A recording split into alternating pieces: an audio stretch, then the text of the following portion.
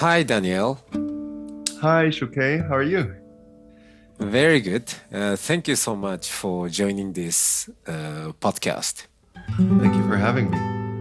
Yeah, since we've met in Barcelona. Yeah, Ah, it's been a few months since then. I hope you've been well since then. yeah, very good, very good. And so it was a festival of consciousness. Yes. Yes, and I want to introduce you to the audience as the kind of explorer of the consciousness and the inner world. Yeah, yeah. So I was at the Festival of Consciousness last year in my role as the part of the leadership team of an organization called the Inner Development Goals. I've been Mm, serving there for over 2.5 years, and I was invited to share a bit on how we are trying to raise awareness for the idea that if we want to make change in the world, we also need to make change within ourselves and within our organizations.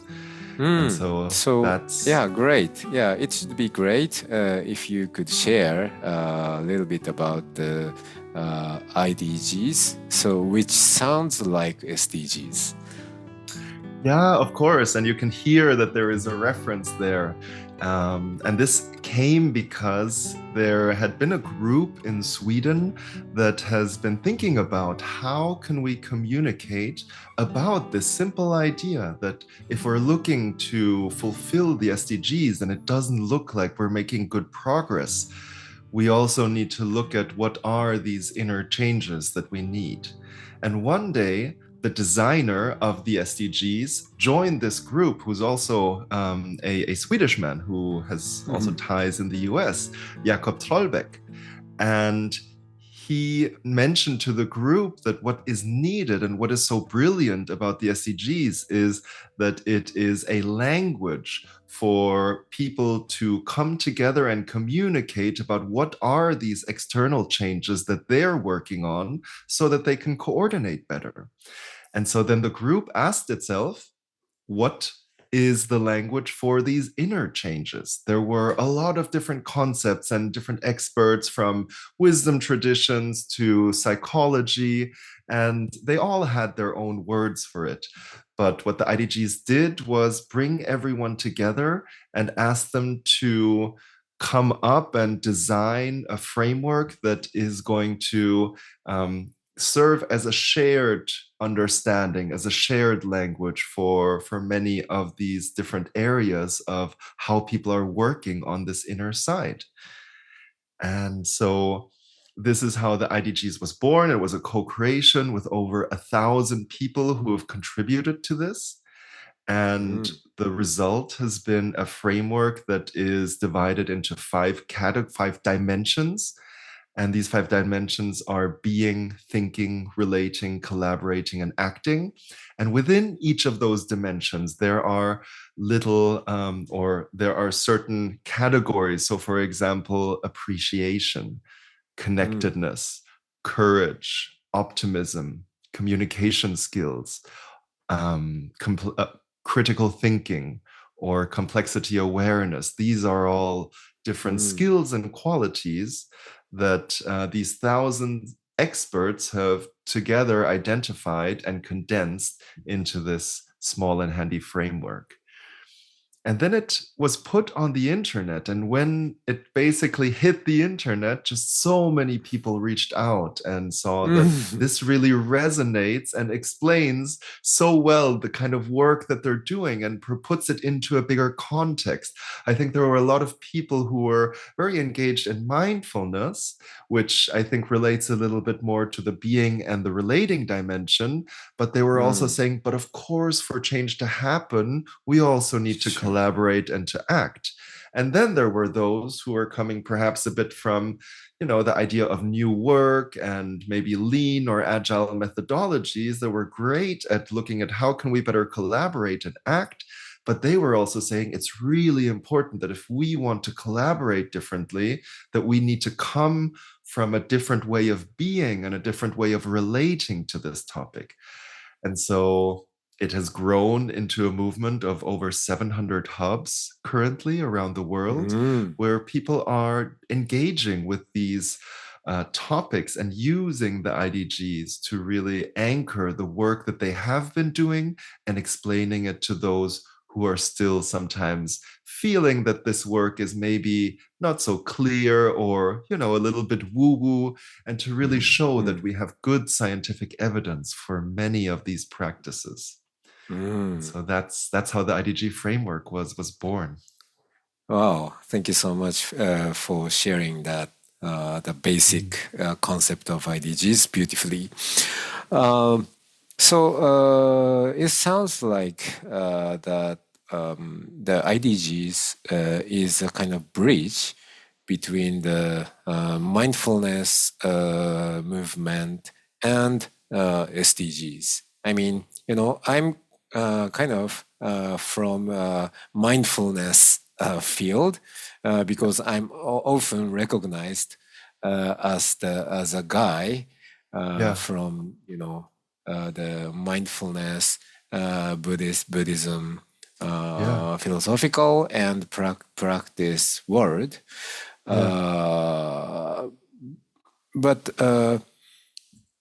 you know, the mindfulness things is sometimes seen as something too much inner looking, right? mm, And yeah, I understand why people recognize in this way. Uh, but on the other hand, SDGs, when it comes to SDGs, it's about the, you know, the change of yeah, the world, outer world. yeah, So there must be bridge. yes, Then IDGs came out and people appreciated. yeah, yeah. Mm. I think you use the word bridge in, I think, a really good way. I think to me, there has always been a bit of a hesitation. So my background is really that I come from the activist side. I've been an activist ever since I went to university and then carried this on into my professional life. And to me, there has been this hesitation sometimes that I didn't want to be someone who, you know, is using their privileges in order to sit in a beautiful place and meditate while the world is Mhm, burning. mhm, mhm, And I think that in some ways, this perception that this is what mindfulness is because I think it's a reaction to how the rest of the world is.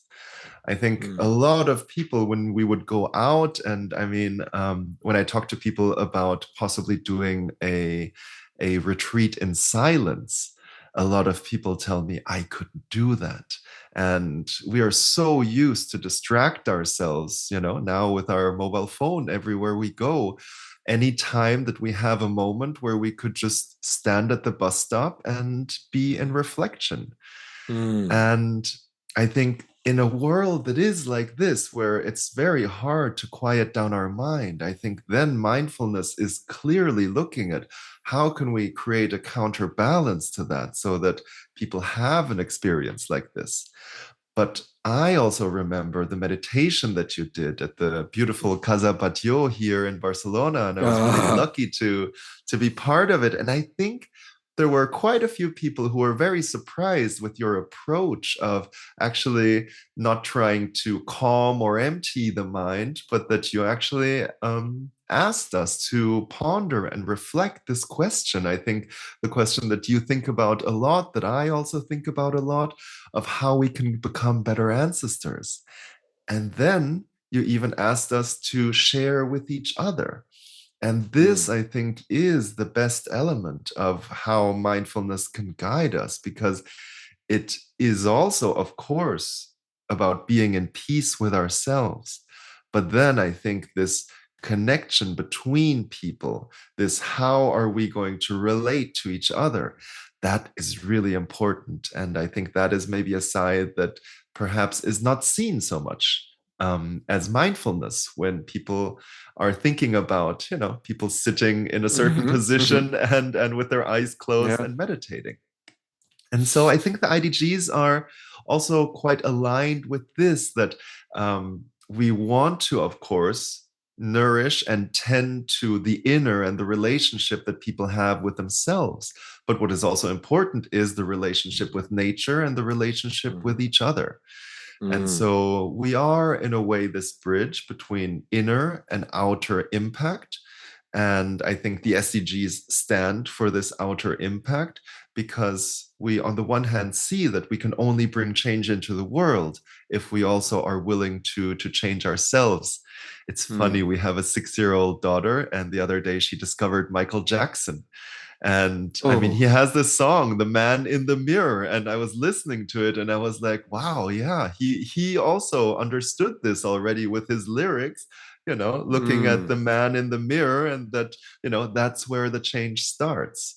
And so Mm. I think these two areas, sometimes they're almost put as, like an opposite or a dichotomy. But for me, these two things are deeply interconnected. And of Mm. course, if we go deeper into it, it's hard sometimes to then understand what even is inner and outer. This is just, a way for us to conceptualize certain things. But of course, the truth is somewhere much deeper and much more interconnected.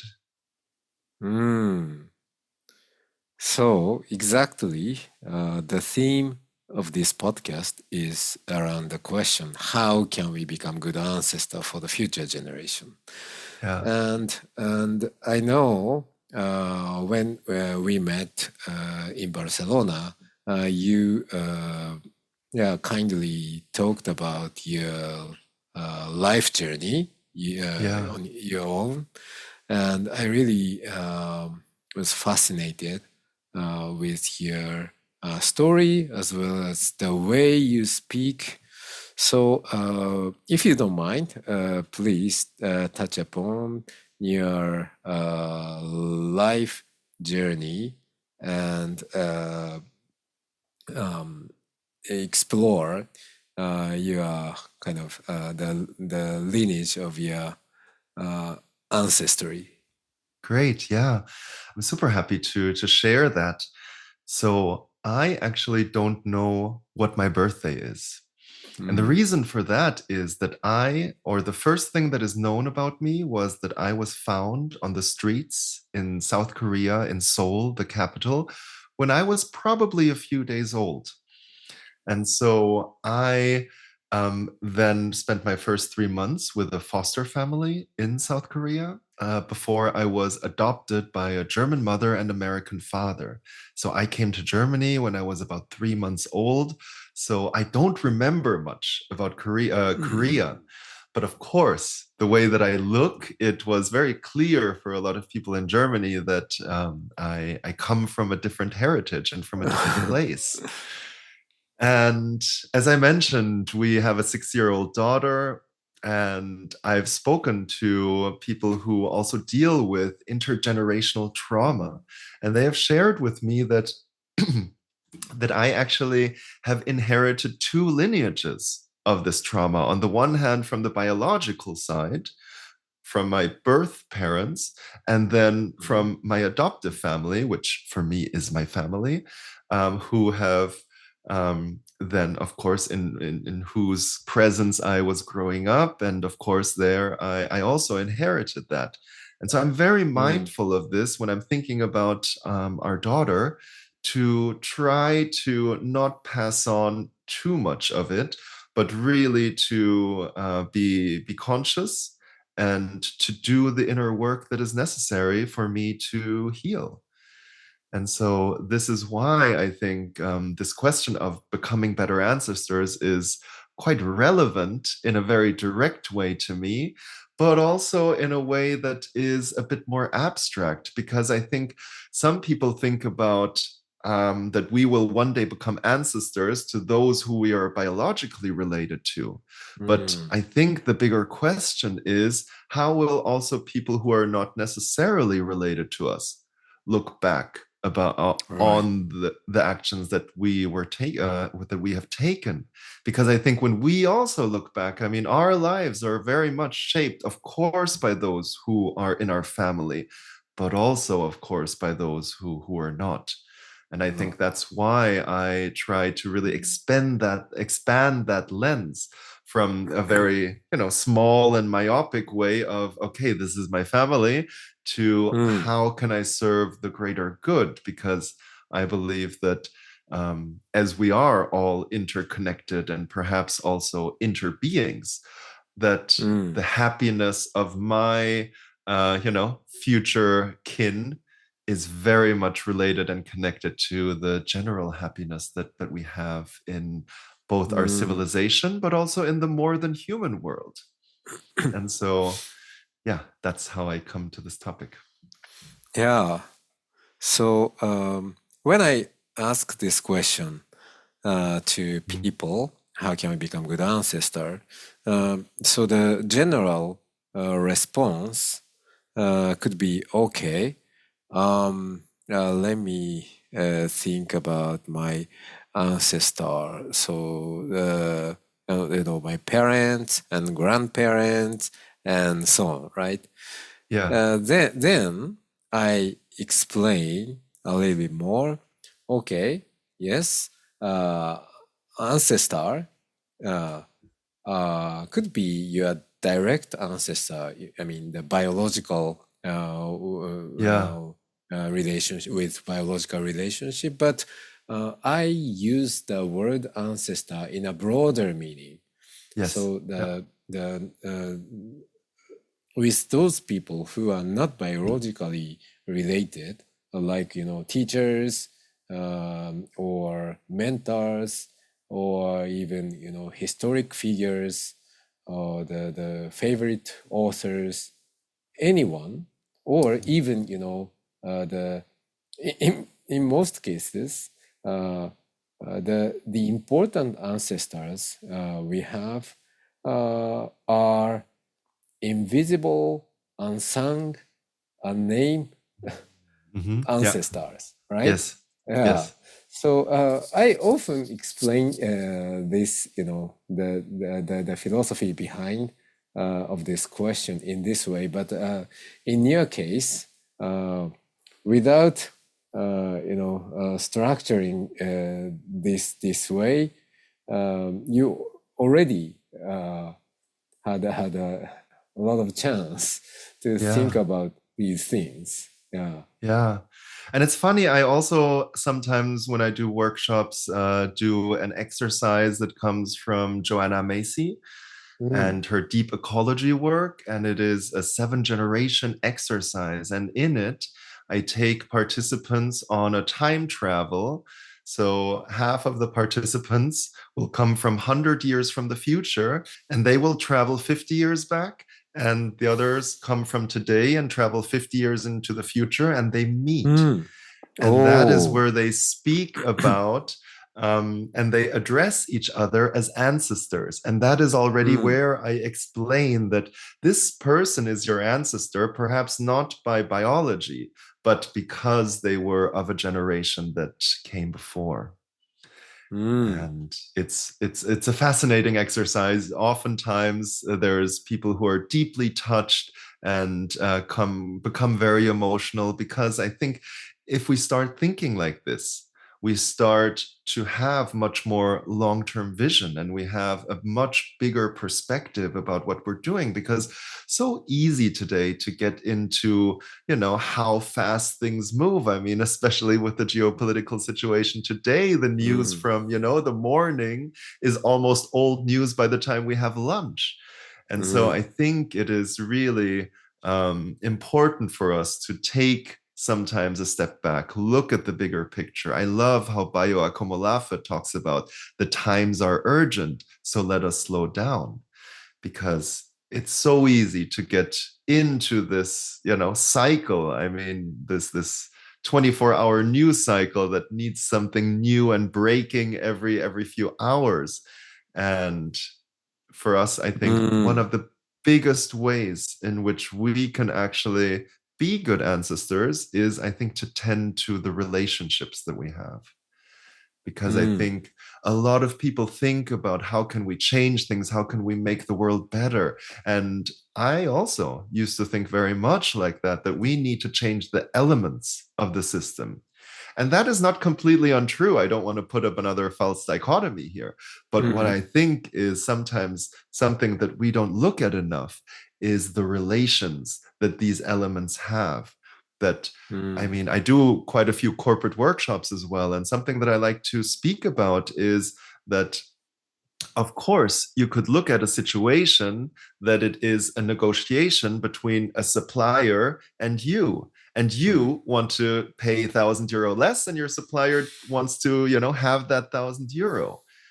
And if you're only looking at it from this moment, then there is, of course, a competitive dynamic there. But if we start zooming out and thinking, I want to have a career that spans 20, 30, 40 years where I am thriving and I am healthy, that probably means that I need to also think about the interests of my supplier, because if they go bankrupt, perhaps I might be able to replace them, but at what cost? I've already built all this trust. I know the quality that they produce. And so this simple way, I think, of reframing things to a more long-term perspective, I think, can help us really think and reconsider how we relate to others.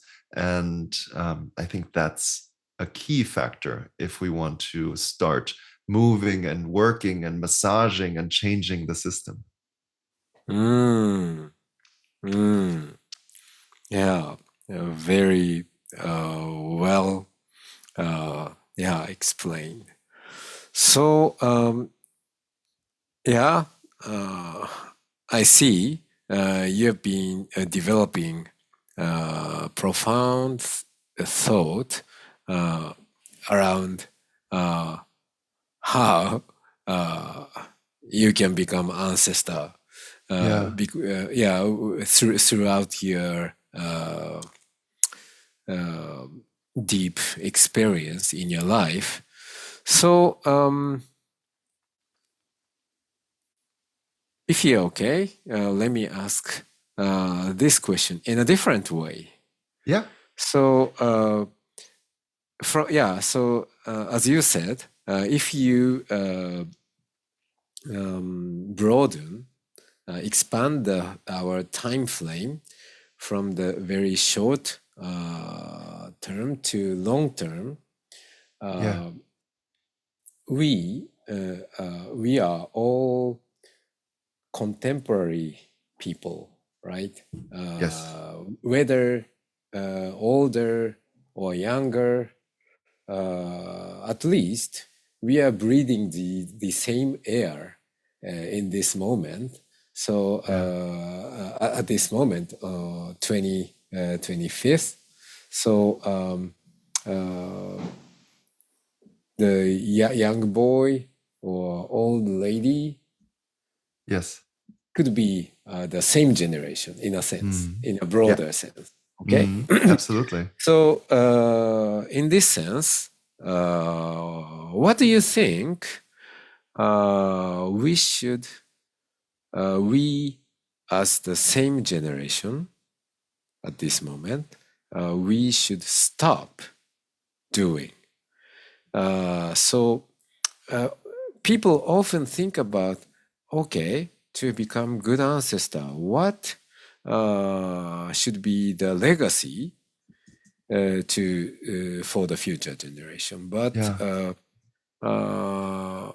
what we can do is not only leaving good things for the future generation, but also stopping leaving bad things. Yeah, I think that's a great question. Yes, because I think we live also in this time where we are often thinking just about what can we add, how can we put more on, and sometimes what's needed is actually just to subtract a little bit. I mean, everyone that has a meditative practice, I think, understands the power of subtraction. And so Yeah, that's a good question. I think one of the first things that to me would come to mind, I think, Mm. is to look at our extractive ways of being, that Mm. we are oftentimes looking at nature and sometimes even at our fellow humans. I mean, calling it like human resources, it Resource. Yes. exactly. I mean, it's terrible.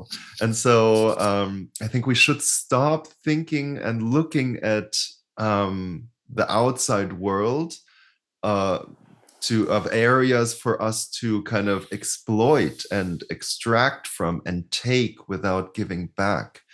But really to understand how there is an interplay, and how when we take something, we also look at how do we give, how do we serve. I think that is one thing. I think another thing to Mm. me that we should stop doing is Charles Eisenstein talks about the story of separation. And I think Oh. this links very much to a lot of kind of Buddhist concepts of interbeing, Mm.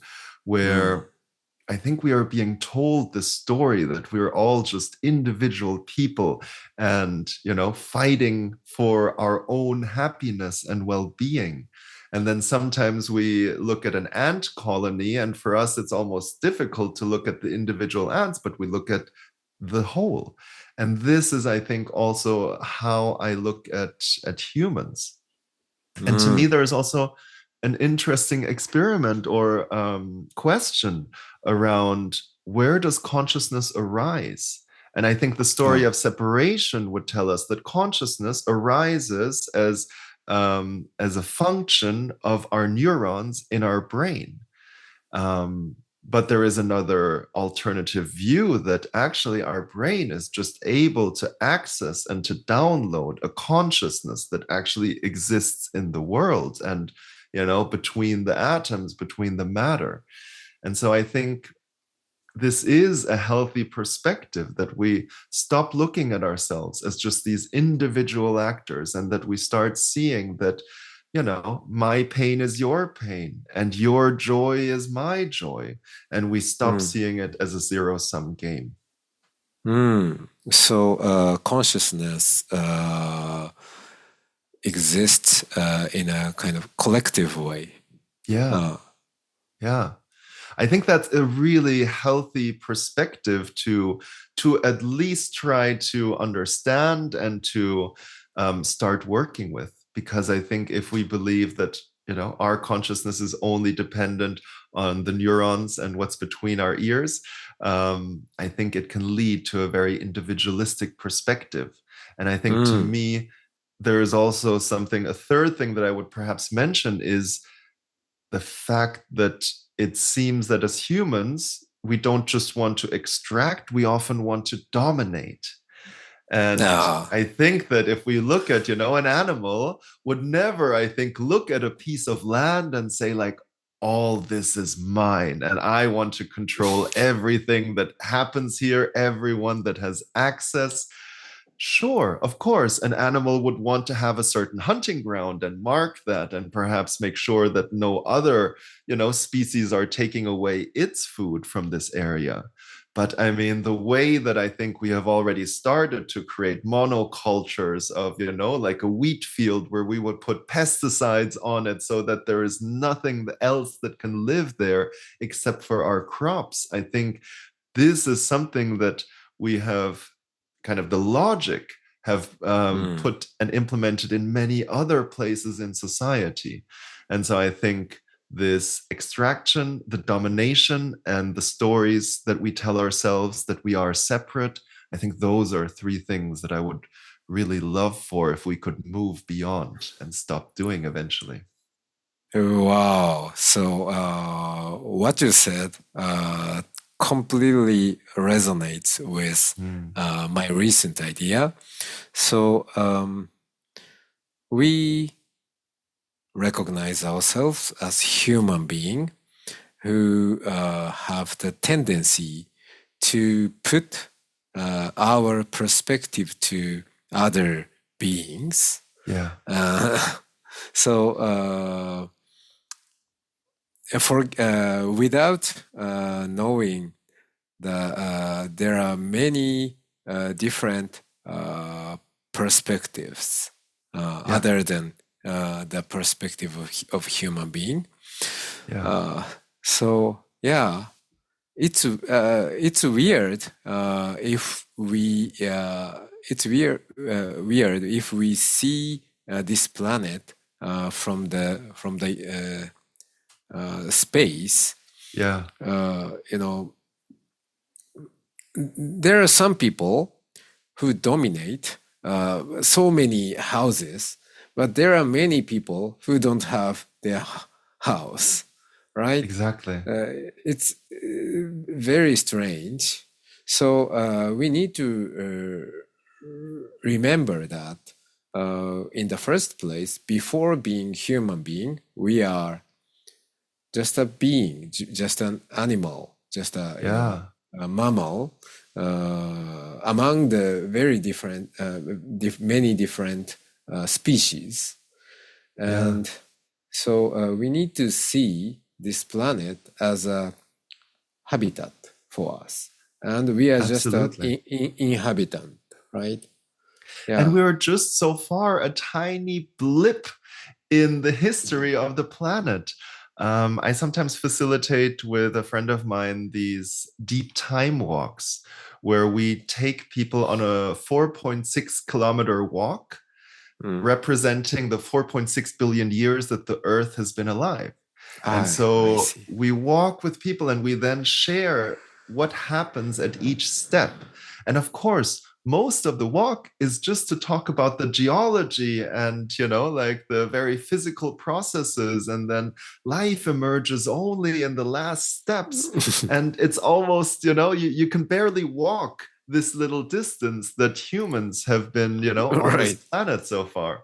And so that's another, I think, really great exercise to get a bigger long-term perspective on, what is our role in this world, and what's our place, I think, because we're often led to think that we are the pinnacle almost of, like life or civilization. And I really love this book called Ishmael by Daniel Quinn, Mm. where that's where I first encountered the idea that perhaps a better, more interesting vision for our future is that we could be stewards for other species to also arrive Right. at their level of consciousness into this world.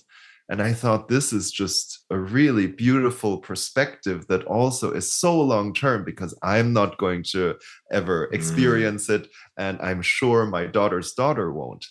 But if we're looking at, seven generation thinking and, how we can play a small role in a larger trajectory of human history or life history, that could be something that I find is really motivating and inspiring. Wow.